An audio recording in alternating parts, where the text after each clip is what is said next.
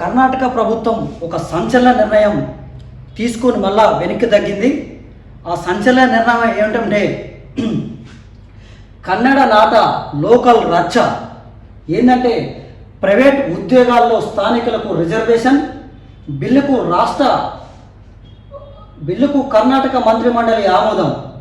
సర్కార్ నిర్ణయంపై పారిశ్రామికవేత్తల ఫైర్. రాష్ట్రం నుంచి కంపెనీలు పోతాయని నాస్కాం హెచ్చరిక. కంపెనీలకు ఆహ్వానం పలికిన ఏపీ కేరళ. విమర్శలతో వెనక్కు తగ్గిన కాంగ్రెస్ ప్రభుత్వం. లోకల్ బిల్లును నిలిపివేస్తున్నట్లు ప్రకటించింది అక్కడ మంత్రిమండలి. విషయం ఏమిటంటే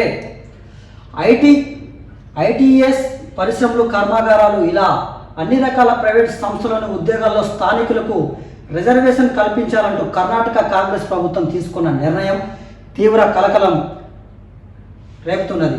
సిద్ధరామయ్య సర్కార్ నిర్ణయాన్ని ఐటీ ఇండస్ట్రీస్ సమాఖ్య, నాస్కాం సహా పలువురు వ్యాపారవేత్తలు తీవ్రంగా వ్యతిరేకించారు. దీంతో లోకల్ బిల్లుపై యూటర్న్ తీసుకుంది. బిల్లును నిలిపివేస్తున్నట్లు ప్రకటించింది. అసలు ఏంది కమిటీ నిర్ణయం?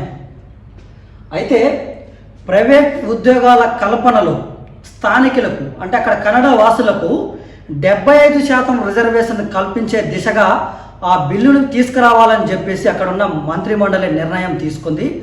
అయితే అక్కడ కొంతమంది నిపుణులు కానీ ఐటీ పరిశ్రమకు సంబంధించిన వ్యాపారవేత్తలు కానీ నాస్కాం కానీ అక్కడ ఏమని హెచ్చరించిందంటే మీరు కనుక ఈ బిల్లును కనుక అసెంబ్లీకి తీసుకువస్తే ఖచ్చితంగా అక్కడి నుంచి కంపెనీలు కనుక తరలి వేరే రాష్ట్రానికి వెళ్ళిపోతాయి.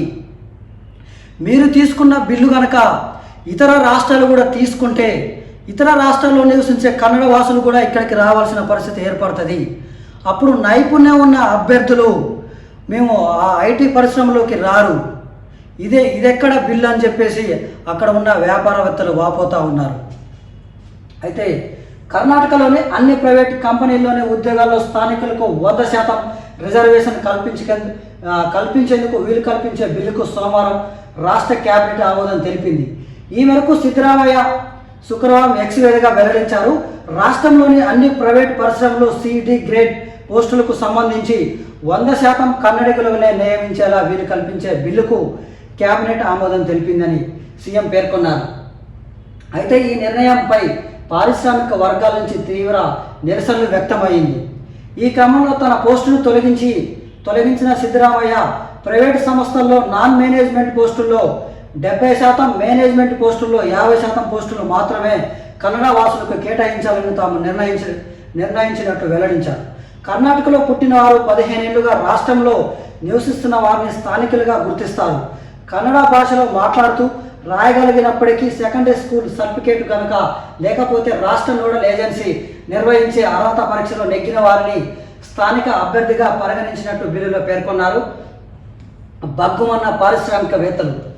కాబట్టి కర్ణాటక ప్రభుత్వ తాజా నిర్ణయంపై పారిశ్రామికవేత్తలు మండిపడ్డారు.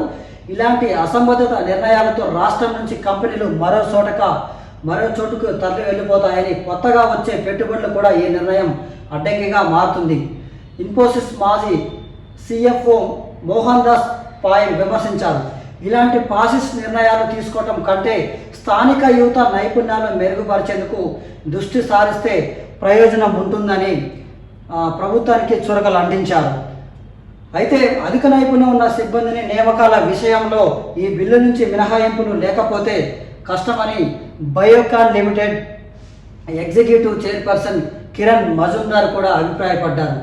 అయితే ఇది ఇలా ఉండగే అటు ఏపీ కానీ అటు కేరళ వాసులు కానీ ఆ కేరళ ప్రభుత్వం కానీ కర్ణాటక ప్రభుత్వం తీసుకున్న లోకల్ బిల్లుతో అసంతృప్తిగా ఉన్న కంపెనీలకు ఆంధ్రప్రదేశ్, కేరళ ఆహ్వానించాయి.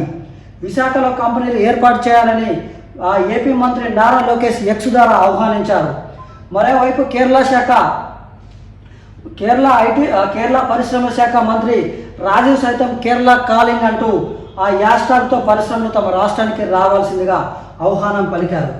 ఇంకా రూపకల్పన దశలోనే బిల్లు ఉంది అని చెప్పేసి అక్కడ సీఎం సిద్ధరామయ్య గారు చెప్పారు. లోకల్ బిల్లుపై వ్యతిరేకత రావడంతో ఈ బిల్లు ఇంకా రూపకల్పన దశలోనే ఉందని చెప్పేసి సిద్ధరామయ్య గారు ప్రకటించారు.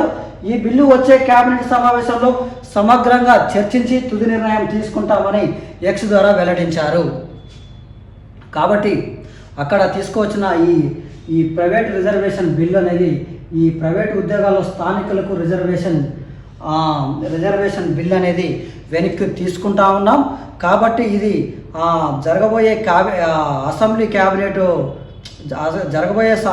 అసెంబ్లీ సమావేశాల్లో ఈ బిల్లును ముందుగా ప్రవేశపెడదాం అనుకున్నారు. కానీ అక్కడున్న పరిశ్రమలు వ్యాపారవేత్తలతో